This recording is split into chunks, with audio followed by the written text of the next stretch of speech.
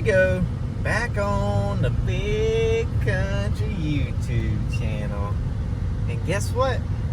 Today I've been seeing y'all's comments, y'all been wanting to know. I get asked this question so many times. Big Country, what in the world is done to your Suzuki Gsxr 1000? I mean, I'm out here busting Chris's nuts on this H2 he's got, and y'all just cannot believe it. So today we're headed to the shop. I'm gonna get the bike out, I'm gonna go over the parts list, and we're gonna show you exactly what it takes to make your Gsxr faster than Chris Moore on an H2.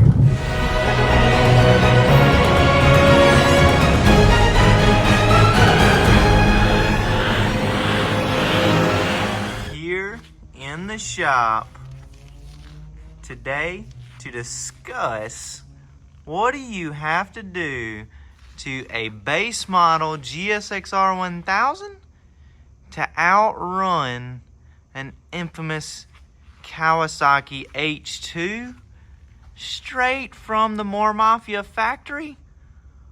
Well, look no further than the Bully of Mexico. Let's go over this parts list piece by piece and show y'all what it takes to outrun an H2. So I keep getting everybody in the comments, they want to know, Country, how do you outrun that H2? And I mean, now that I officially am the Bully of Mexico, I'm going to go over it. I'm going to let y'all know. So here we go. Right off the bat, a lot of Brock's Performance parts. Brock's obviously is the leader in street bike performance parts. So start off with Brock's titanium CT exhaust. Hands down the best exhaust made for a Gsxr 1000. Titanium, self-explanatory. Lightweight, fitment, awesome, great exhaust. Next, moving on up through there, we got a couple of the cosmetic stuff, the Brock's carbon fiber mirror block offs. Don't know that those really help for anything except they look way cooler and maybe aerodynamics. But we got the Brock's Performance front end lowering strap. What this does is this helps us get our front end down lower. The bike has also had the forks lowered on it, where we actually dropped the triple tree. This extra, I think I went 1.5 inches drop on the triple tree, and then we used the strap to crank it the rest of the way down. So that way, when we really want to race and go fast, we strap it all the way down. When me and Haley Rose want to go for a ride, I let the strap up, and we still have factory suspension. Moving to the back, we went, of course, Brock's Performance rear lowering link. You might can see it down here on the very bottom. Brock's Performance, of course, for that adjustable lowering link. I get to the track or something like that and I need to lower it down. I have adjustment and can lower it down 1/8 of an inch at a time, 1/4 inch at a time. Stock wheelbase, that matters, okay? That setup where they have linkages and all of that, where you have set links that are 1-inch increments, no good. So then, spin on around here. The next thing that you'll notice, or you probably don't even notice, the 520 chain conversion. So this chain right here, way smaller than your factory 525 chain that came on the bike from the factory. What's that mean? Lightweight. It's lighter, it's easier for the bike to turn, and it's even been de-O-ringed here in the More Mafia headquarters. That's something that we do on 90% of our race bikes. Really makes the chain not last as long. Has to be lubed frequently and well maintained, but it's faster. It's lighter, there's less friction, it flows better. That's faster. Vortex sprockets, front and rear. You have to obviously change the sprockets if you're going to be changing your chain size. Factory tooth in the front, 41 tooth in the rear. All right, and then as we stroll through there, you're probably saying, dang, Country, how in the world do you got your tire back so far? You see these adjuster bolts? Look, maxed slam out.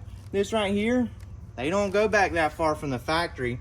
You know why? Because I've took this wheel off and I have actually cut out and machined out the back of the swing arm to get my wheel even further back. I only gained us probably between 1/8 and 1/4 of an inch, which sounds crazy because it was about a day's worth of work to do, but 1/4 inch on the street or the track or anything like that with a stock wheelbase, huge deal.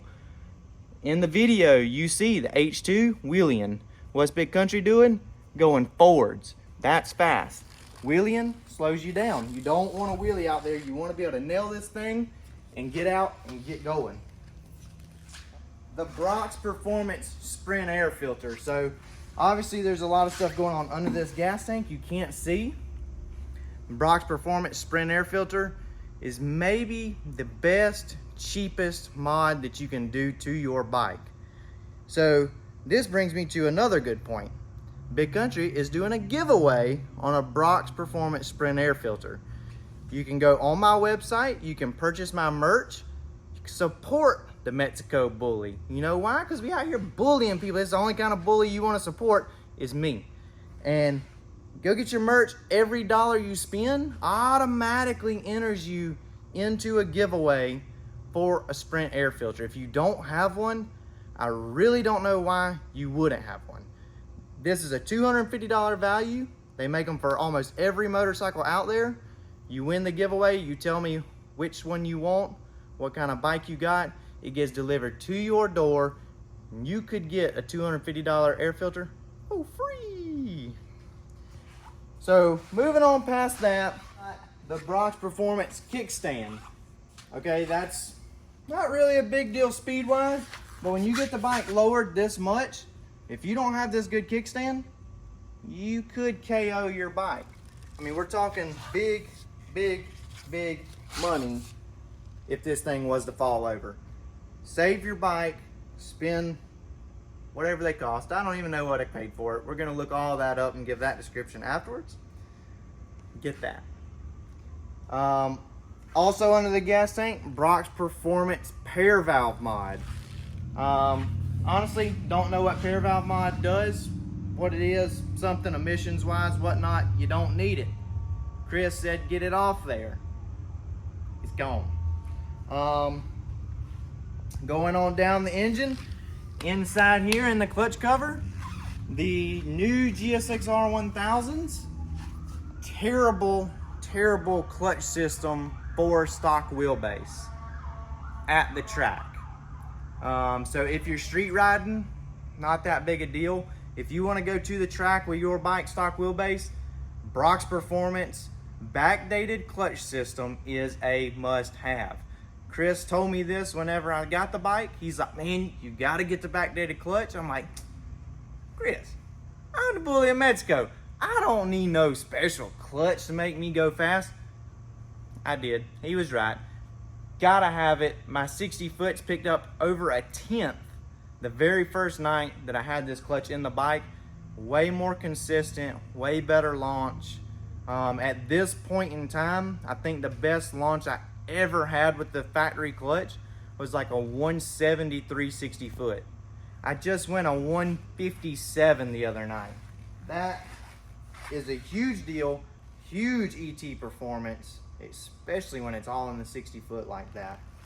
On the street, probably doesn't really help you much. So you could still be the bully of your country with the stock clutch, as long as you're on the street. You know that if you got all this stuff, you got this chassis set up right, you got all the parts from Gsxr that you need for the added horsepower, but Suzuki can't be the one that programs the ECU. No. More Mafia, 100%, hands down, the ECU flashing master, Chris Moore, has hooked me up. Of course, I got a more Mafia ECU flash in this bike. I have the ECU onboard harness to where I have a cord right under here. Pop the seat off, plug the computer right in. We can make adjustments at the track. The ECU is set up on this bike. The mode levels are different power levels. So from the factory, drastically reduced. On this bike, I have A mode is full power. B mode, I have X percentage pulled out in first gear only. C mode, I have X percentage more pulled out in first gear only. So this helps me a lot when I go to the track or I'm on the street and let's say it's 90 degrees outside. When the bike's set up this good, 90-degree weather, it don't make enough horsepower to wheelie. It don't. But let's say we go out and the weather's 75 and it's a little cool, little wind blowing, you know? You better put her in B mode or this mother might just flip you off of it, all right? Then we got C mode. For when we first started with this bike, it was cold. Big Country wears hoodies, stuff like that. We in C mode because you get down 50 and 60 degrees, we're talking some big power this thing will make. And I mean, let me rephrase that. Big power. These things really don't got no power, guys. But 1 or 2 horsepower difference on this stock wheelbase configuration makes a big deal. All right. Let's see, the next thing on the list. Oh, if you've been following this channel long, you probably know Big Country, he be going through some tires now. I mean, I like to do a little bit of burnouts and stuff like that, you know, when I got to show off. But that is what it is. But you've seen me, I've had problems getting traction, okay?